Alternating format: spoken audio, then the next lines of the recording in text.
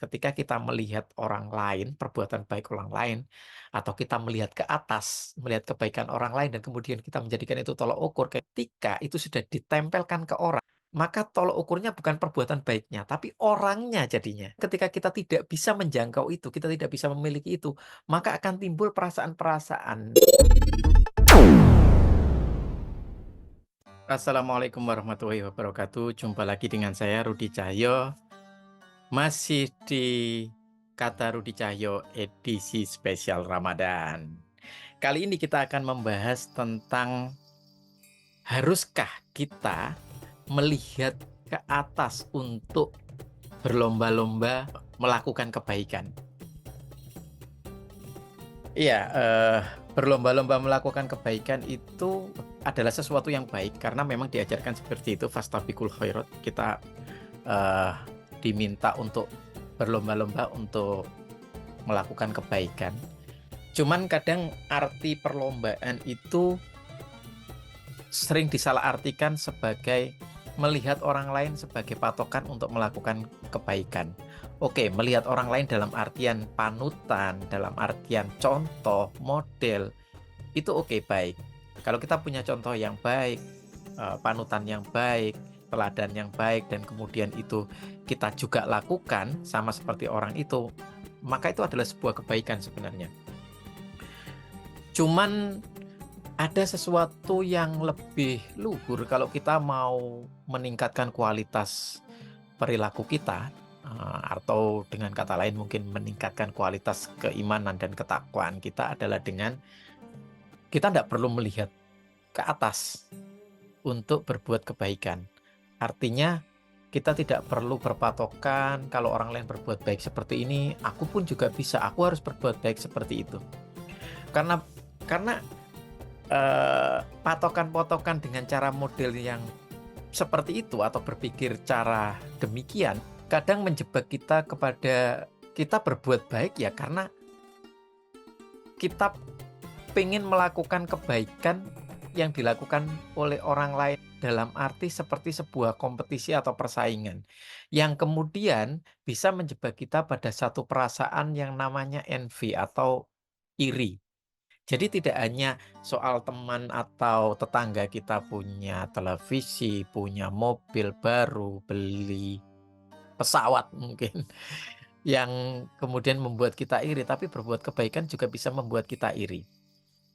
Dan keirian ini tentu saja diikuti dengan perasaan-perasaan yang ada rasa ingin memiliki. Artinya ketika orang lain punya sebuah perilaku, berbuat baik, berbuat suatu kebaikan, maka kita ingin memiliki itu.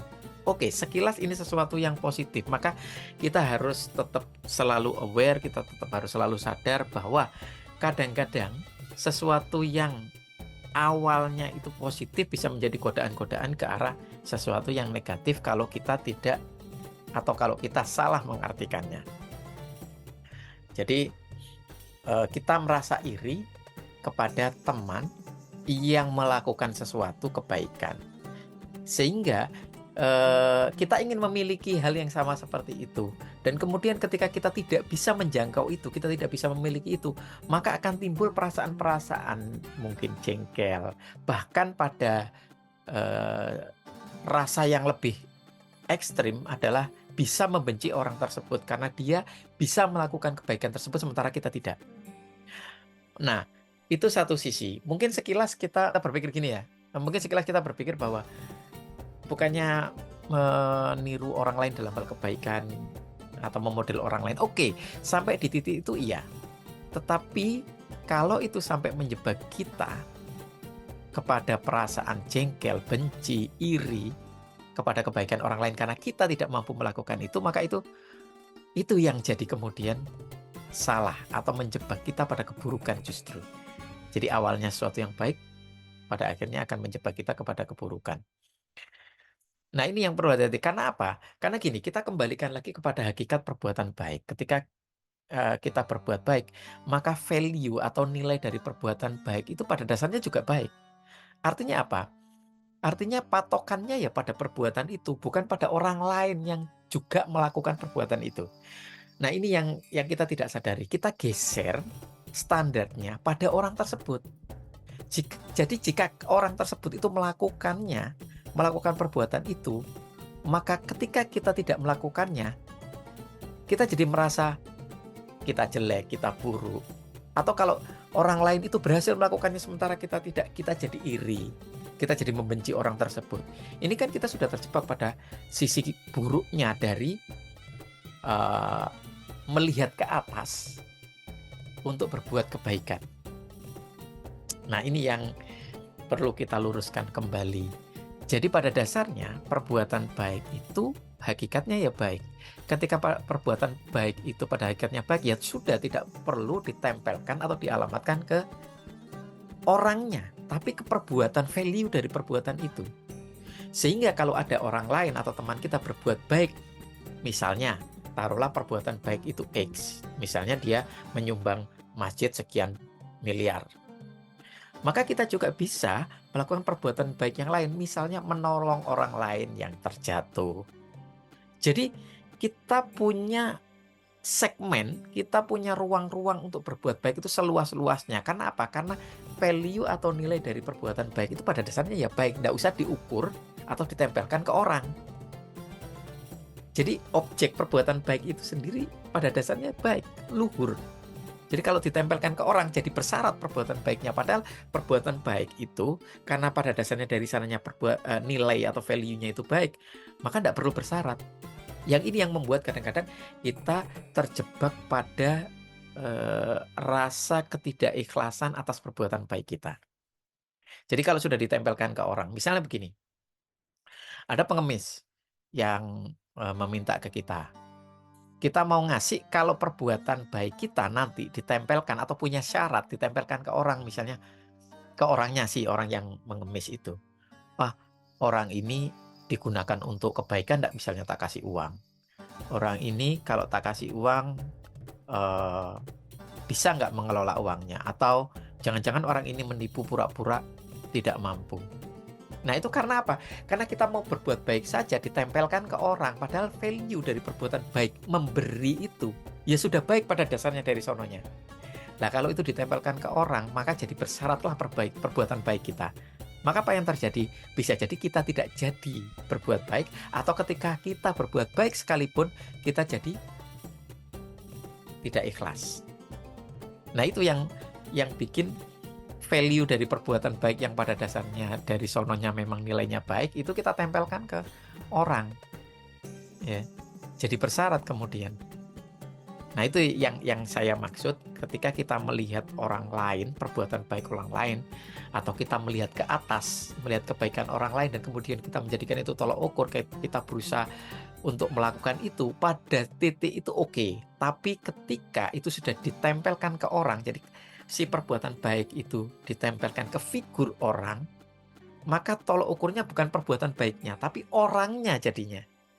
Ketika sudah nempel orangnya yang jadi tolak ukur, maka bisa muncul iri, kebencian. Orang ini kok mampu ya berbuat baik, sementara saya tidak. Orang ini enak kaya dia bisa menyumbang, saya enggak. Jadi merasa dirinya kecil, atau kalau melihat ke diri, ke dalam, bisa merasa kecil, inferior, tapi melihat ke orang itu jadi kemudian bisa membenci, bisa melihat wah orang ini sombong banget dan seterusnya. Padahal itu pikiran atau perasaannya dia. Ya karena itu tadi, perbuatan baik ditempelkan ke orang, bukan kembali lagi menghayati perbuatan baik itu sebenarnya dari sononya value-nya juga baik, tidak bersyarat. Nah itu.